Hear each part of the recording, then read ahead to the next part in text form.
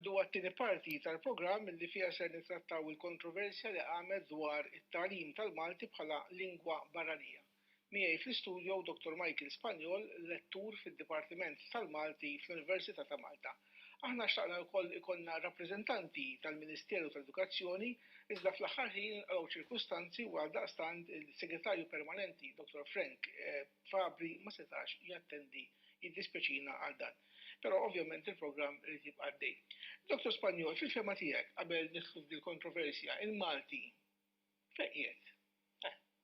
Mistoqsija kbira di joxek, fejn qiegħed u fejn sejjer il-Malti. Għarajn nħares liħek il-Malti. Il-Malti lingwa li għandha bejwet uħor 1000 sena. Nitkellmu fuq 1000 sena ta' storja, sewwa.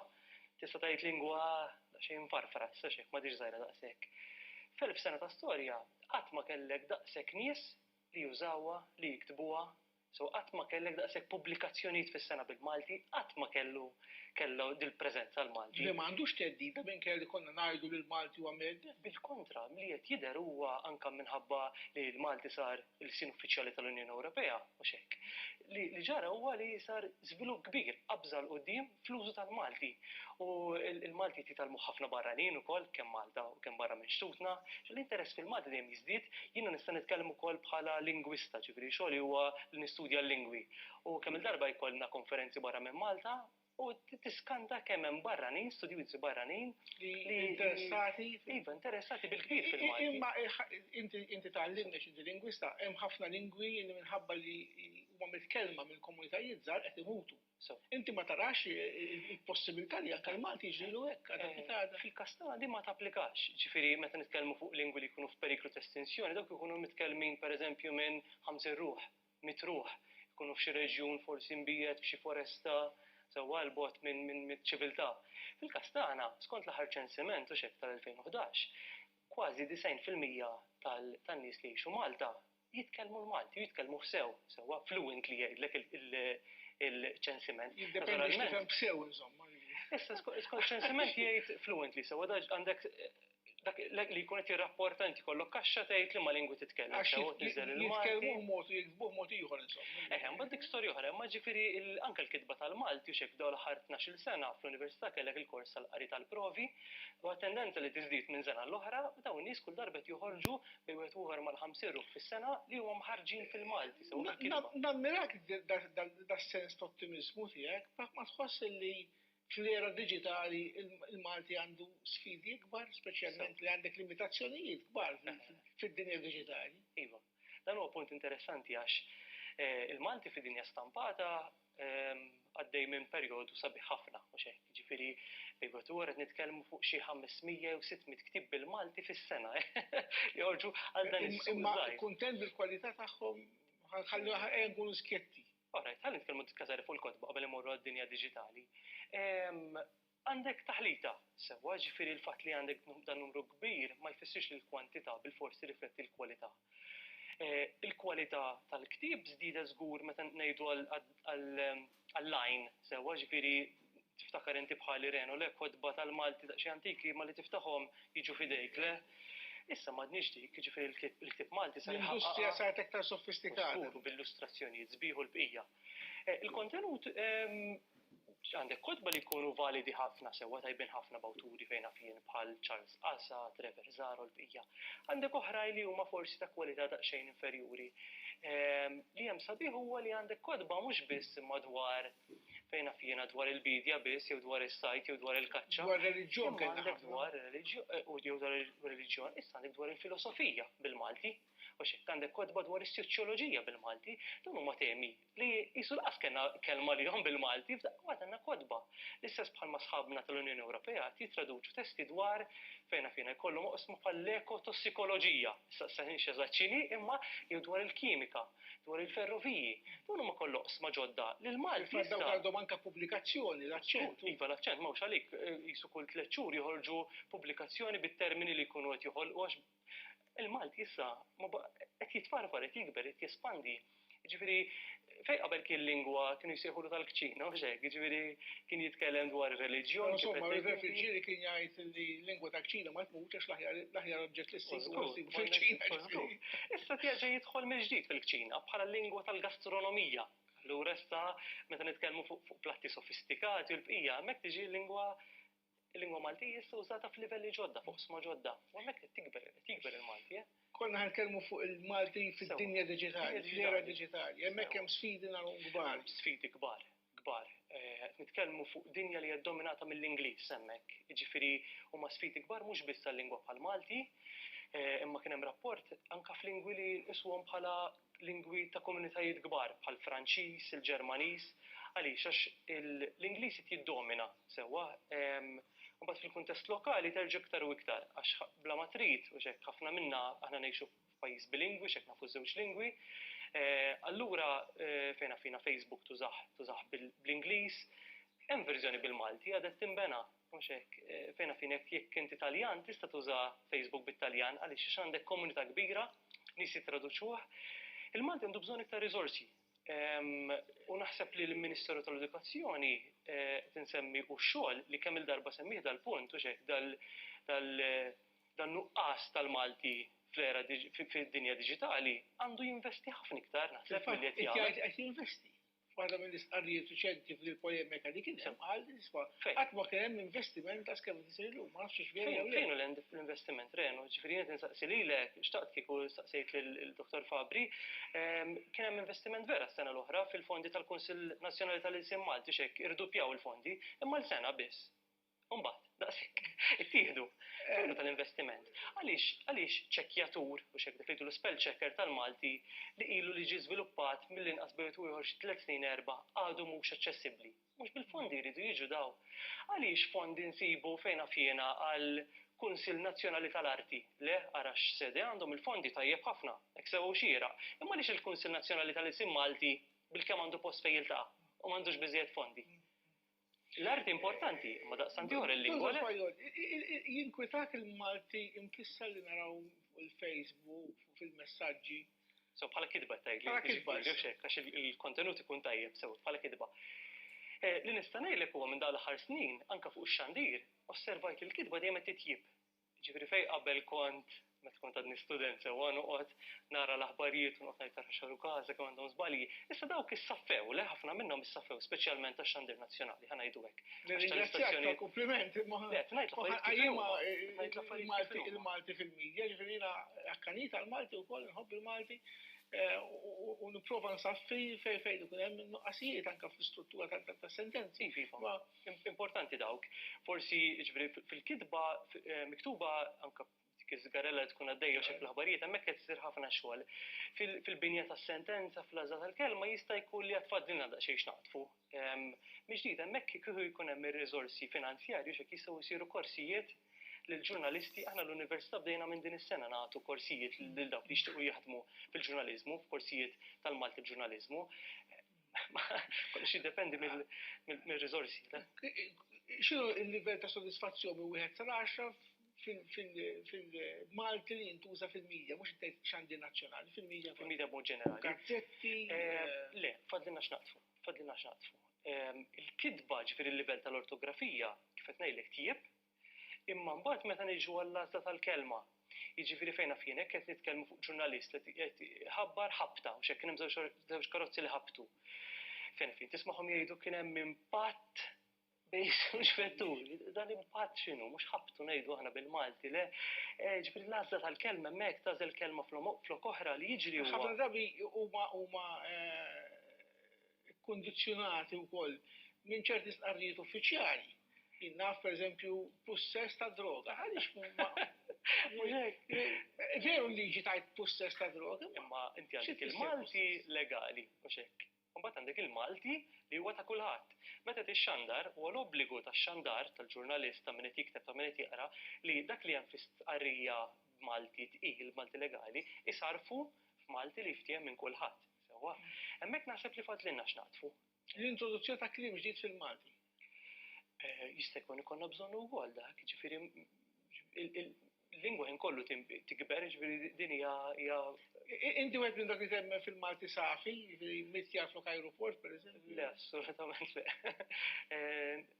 Nikkosta tal-Malti, ġifieri forum differenti tal-Malti, imma ġifieri aeroport huwa l-aeroport. Le, kien hemm tentattivi fis-sebgħinijiet li jiġu introdotti ċertu termini, bħal mittjar kienet waħda minnhom, dik insertat ma qabdiċ. Kien hemm oħrajn li qabdu ma, pereżempju meta il-gazzetti bdew daħlu il-crossword puzzle, mhux hekk. Tisliba. Mawx li kattaw dik il-kelma. Dik kien hemm ġurnalista li kienu kuntattja lill-professur Giuseppe Aquilina, dak żmien qallu isma' nibdew ndaħlu din il-logħba. Llum idaħlu s-sudoku xejn. Dak iż-żmien kien hemm il-crossword puzzle. Qallu x'nistgħu nsejħula biex ma ngħidulix crossword puzzle. U dak għamel jien jaħseb fuqha u qal mela għandna cross u xejn. Cross bil-Malti jiġi salib u qallhom timbraw tisliba. U minnhom minn dakinhar il-quddiem mhux hekk dik kelma li qabdet ħaniġu għall-aħħar polemika li ħsieb kien li l-programm ikun delikat għalija. X'aħseb fuq il-polemika ta' li jkollok it-tagħlim tal-Malti bħala lingwa barranija għal studenti barranin? Mela, qabel minn hekk l-istqarrija oriġinali kienet li jkun hemm tliet tipi ta' Malti, tliet verżjonijiet ta' Malti. Il-Malti kif nafuh illum. Malti bħala lingwa barranija jew bħala t-tieni lingwa u Malti applikat. Li s'issa naħat ma fehem eżatt x'inhu applikat fiex fil-maqsam. Nitkellmu fuq il-lingwa bħala lingwa barranija x'dak li tal-issemma. L-ewwel stqarrija tal-14 ta' Marzu niżilta mid-dati jien. L-ewwel stqarrija tal-14 ta' Marzu kienet li dal-Malti għal barranin jew bħala lingwa barranija jkun kemm għal tfal Maltin u kemm għal tfal barranin. Dik kienet l-ewwel stqarrija. Naturalment hemmhekk għamu l-irwiefen u hekk, bla dubju, għax nitkellmu fuq lingwa nazzjonali. Fit-19 ta' Marzu, ftit wara, l-istqarrija ħarġet bħala le ta' mhux għat-tfal Maltin kollha kemm huma, għat-tfal Maltin li għandhom ġenitur wieħed barrani. Tajba wkoll. Dawk qegħdin f'sitwazzjoni ideali għandhom ġenitur Malti u ġenitur barrani jistgħu jitgħallmu tant tajjeb il-Malti mill-ġenitur Malti u l-lingwa l-oħra mill-ġenitur barrani. Ftit wara l-irwiefen mbagħad rexxawqam ukoll il-verżjoni nbidlet. Kif in il-verżjoni issa ma nafx ngħidlek għax hemm ħafna vojt fl-istorja xtaq kieku tiġi ċarata llum is-sitwazzjoni, imma din hija gravissima. Din tmur kontra l-Kostituzzjoni ta' ngħidu rejna. Minn fejn ġiet taħseb l-idea forsi skejjel privati il-fatt li għandek ħafna studenti barranin fl-iskejjel tal-gvern għax għandek ċerti skejjel għandek veru taħlita ta' studenti għax hemm ħafna ħaddiema u dan hija realtà ġdida ta' żmienna u ma naħsibx li wieħed jista' jinjora u naħseb l-istqarrijiet li ħarġu minn diversi organizzazzjonijiet ħadiet tal-Malti kollha kienu jisma' huwa tajjeb illi nipprovdu il-Malti lill-barranin naħseb it-tagħlim tal-Malti l-barranin anke jekk ma jkunx tal-istess livell tal-Maltin għax jiena ma nippretendix illi tifel minn Maċedonja jew ma nafx minn fejn jew xi Russ jew xi Ukren jitgħallem il-Malti kif nafu jien bħala l-isin tommi biex ngħid. Naħseb illi dak huwa vantaġġ mhux żvantaġġ. Żgur, ara, ġifieri kulħadd jaqbel li l-barranin fost qed jiżdiedu le brati kbar. U ħajkomplu jiżdiedu probabbiltà. Allura tajjeb ħafna li jkun il-Malti jiġi mgħallem mod differenti mhux hekk. Għal min l-ewwel lingwa jkun hemm mod differenti. Issa l-oġġezzjoni tagħna hija fuq kif imbagħad tiġi eżaminat. Ġifieri il-Ministeru qed jgħid li il-Malti bħala lingwa barranija ikun jiswa daqs low level biex niftehmu tal-Malti bħala lingwa lingwa nattiva. Kif jista' jkun? Inti taf xi pajjiż. Ma ħanajdek l-Università diġà illum taċċetta mhux illum ġifieri ilha taċċetta il-baċċellerat li jitgħallmu tfal Maltin fil-European Schools fl-istituzzjonijiet Ewropej li huwa ħafna inqas inferjuri għal Malti li tgħallimt jien u sekk li jġibu studenti Maltin. X'in id-diffikultà hemmhekk naċċettaw għaliex ġejja mill-Ewropa u naċċettax hekk isir Malti. Numru ta' affarijiet mela. L-ewwel waħda dak huwa kuntest differenti. Dak l-ewwel punt le għaliex għax dak qed jistudjaw hemmhekk qegħdin jgħixu f'pajjiż jew qed jgħixu ħafna drabi il-Belġju jew Lussemburgu, sewwa dak iż-żewġ pajjiżi prinċipalment, u qegħdin f'sitwazzjoni differenti fejn il-Malti mhux bħala hekk u hekk hawnhekk qed nitkellmu f'soċjetà li fejn il-lingwa nazzjonali hija l-Malti, dik l-ewwel ħaġa. It-tieni ħaġa qed nitkellmu fuq waħdita. Jiena indagajt ftit, qed nitkellmu fuq daw l-istudenti li jagħmlu dal-eżami. Tista' toddhom fuq is-swabatajiet waħda ngħid. Ma dak li tal-wieħed għandu jkun tal-ieħor. Ħassibx li dik hija xi. Vera ftit. U t-tielet ħaġa li daw mhux vera jitgħallmu inqas, ġifieri jiena għaluli dak il-livell huwa tat-tielet sena tas-sekondarja. Jagħmlu l-letteratura fl-antik kienu jagħmlu l-Awsalla jagħmlu letteratura bħat tfal Maltin, il-ġenituri tagħhom tgħidx kemm jieħdu gost li minn kienet jgħixu f'art barranija jistudjaw il-Malti bħal nkunu jistudjaw huma, u nerġa' ngħid dak huwa sitwazzjoni kompletament differenti. Aħna nitkellmu fuq il-Malti mallem f'Malta fejn hu l-lingwa nazzjonali. Mhux qed nitkellmu fuq il-Malti il-Belġju pereżempju jew Lussemburgu, hemmhekk storja oħra, hemmhekk il-Malti huwa wieħed minn ħafna il-isna barranin bħal Russu, l-Ukren u l-bqija. Inti tippretendi tfal ta' ħaddiema barranin ikollhom livell ta' Malti daqs. Tifel tiegħi pereżempju. Ejja, dejjem mistoqsija tajba. Ara jiena naf numru ta' tfal. Kien hemm waħda minnhom għamiltu servizz intom milux. Kienet tifla Ukrena. Ma mhux l-eċċezzjoni l-waħdiet. Ma jien naf ħafna iktar minn dik u x'hekk intom għamiltu servizz fuq waħda. Apparti tfal jien naf ħafna adulti wkoll li talmu l-Malti. Tistajt bħala Maltin, ġifieri tiġuni f'moħħi naf wieħed Spanjol, wieħed Olandiż, tiskadda bl-aċċent kollox ikunu ħakmu. Ħanajdlek ara, meta nitkellmu fuq barranin, fuq liema barranin qed nitkellmu. Għandek eżempju żgħir. Il-ġimgħa l-oħra kont qiegħed nikol ristorant Taljan. U s-sit qed tgħidli li ġiet 4 snin ilu, bit-tfal tagħha il-kbir kellu 4 snin u żgħir 9 xhur. Qalt li issa 4 snin wara, it-tnejn li huma biftaħijiet bit-tgħidliet kapaċi jitkellmu 3 ilsna. It-Taljan, l-Ingliż u l-Malti. Sewwa, allura daw jiġu meqjusa bħala barranin issa, jekk dawn minn xkunithom ġew esposti għal-Malti. Kemm naħseb tifhem ukoll li mhux kulħadd għandu l-istess abbiltajiet.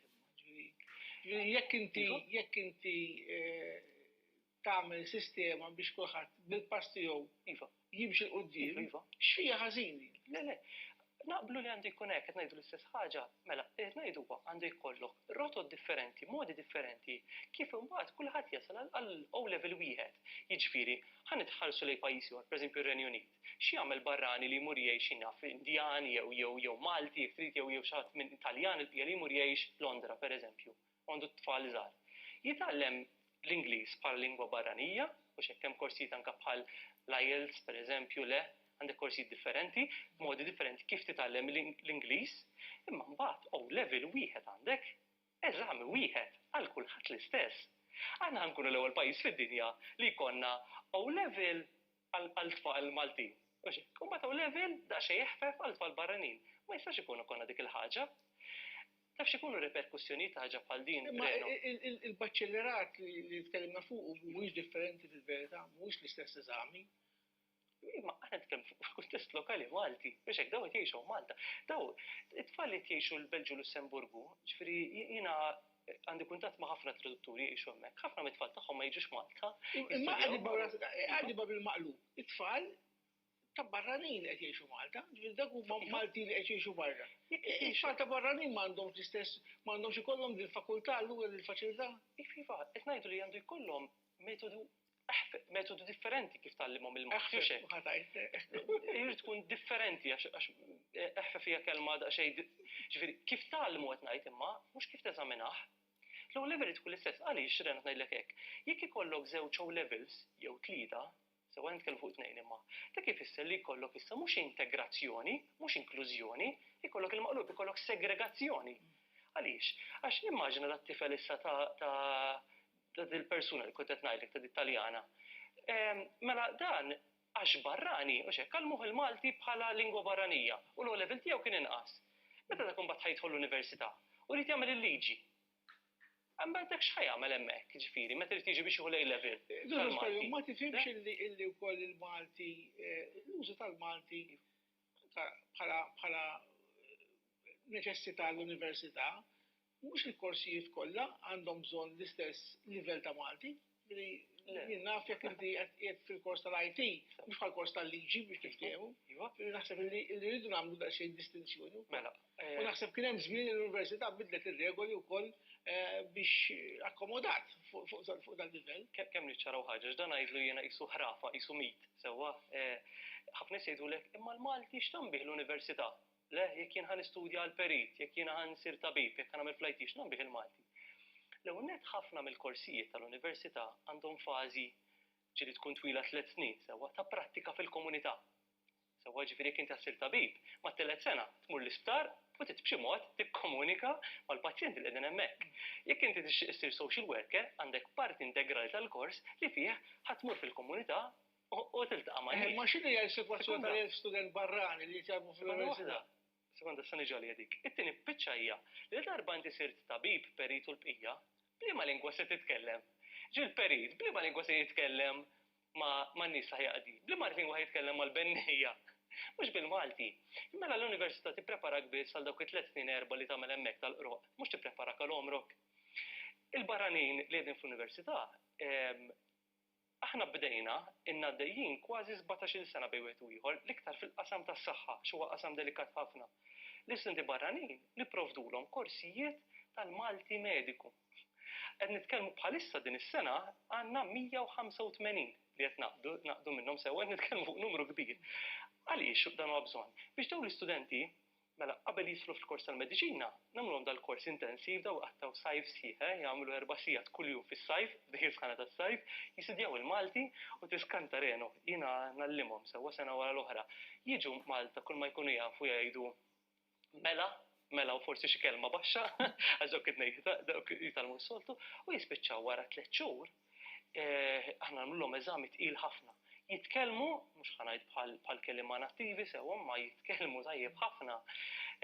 Ġifieri, l-Università tieħu ħsieb anke l-barranin fostha, anke toffri korsijiet mhux biss għall-istudenti tal-mediċina, imma anke oħrajn. Il-livell huwa differenti, naqbel il-livell huwa differenti tal-Maltin u tal-barranin li jitkellmu. Mbagħad dak naturalment, ġifieri aħna ntuhom il-bażi, ntuhom il-bidu.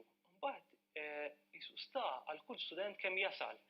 Ġifieri jiena għamilt żmien ngħix il-Ġermanja għax hekk. Konna nkunu flimkien grupp nies ta' livelli differenti nistudjaw il-Ġermaniż għax hekk bħala lingwa barranija għax konna barranin. Imbagħad ikun hemm min jibqa' tila sa livell ta' Ġermaniż nattiv u hekk u min jaqaf livell inqas.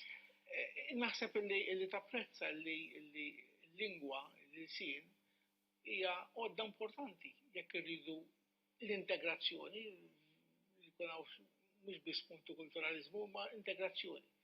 U naħseb li f'Dalxanet l-Università naf li għandha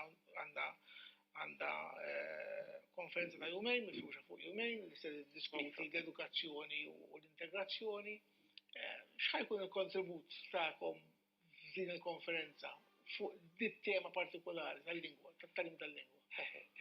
Ġifieri, jiena ma kontx mistieden għall-konferenza sew ġifieri ma nistax nitkellem f'dan is-sens. Hemm diversi letturi minn ħafna fakultajiet għax tgħid tal-edukazzjoni hija ma nafx eżatt se jiġi diskuss li nittama huwa li ma niddiskutux meta niddiskutu ikonna vera f'moħħna l-integrazzjoni, mhux is-segregazzjoni, mhux il-qsim, mhux jekk iridu soċjetà waħda bilingwi li taf tħaddem il-tajjeb il-Malti u l-Ingliż. Allura rridu nimxu l-hemmhekk.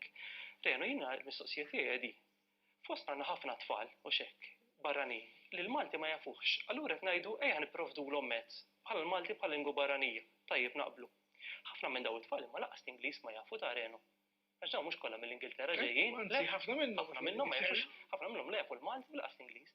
Allura ngħid jiena għaliex mhux qed nitkellmu fuq l-Ingliż bħal lingwa barranija. Dak jitalmuh bħala lingwa nattiva l-Ingliż. Għaliex il-Malti biss. U allura jien nibda nistaqsi, allura lan x'inhu wara da kollu huwa xi ħaġa oħra? Huwa x'inhu suspetti tiegħek? Ma nafx naqbad nissuspetta jiena. Imma nibda ngħid allura għalfejn il-Malti biss li wara kollox huwa l-lingwa nazzjonali. Waħda lingwa nazzjonali li irridu ngħadduha minn martirju kull darba. Jiena fl-aħħar ġranet ħarġu partita stqarrijiet kollha għandi kopja tagħha u kollha qrajthom. Nista' ngħid li hemm żewġ pożizzjonijiet kontrastanti, ma rridx ngħidilhom rivali jew opposti, ma huma kontrastanti. Tara li jista' jkun hemm l-aħħar mistoqsija li vera xi forma ta' ftehim li nistgħu nimxu quddiem fuq il proposta. Nittama li naslu għax kollha kemm aħna naqalbna it-tagħlim tal-lingwi sewa kemm tal-Malti u kemm tal-Ingliż. Importanti li nsaħħu it-tagħlim tal-lingwi sewa kemm il-Malti u kemm l-Ingliż importanti. U li l-tfal ġejjin minn ġejjin, sewwa jekk mhux Maltin jew lilin, ikollhom ħakma tajba sew tal-Malti u sew tal-Ingliż biex ikollhom sem sħiħ fis-soċjetà tagħna. Dr. Spanjol, nirringrazzjak tal-opinjonijiet tiegħek li konna nieqfu hawnhekk għax il-ħin skadilna, nawgura l-konsultazzjoni li issa suppost għaddejja fuq dal-proġett fostra soluzzjoni xierqa u rispettuża dwar it-tagħlim tal-Malti. Ir-rotħajr il-mistednin li kellna wkoll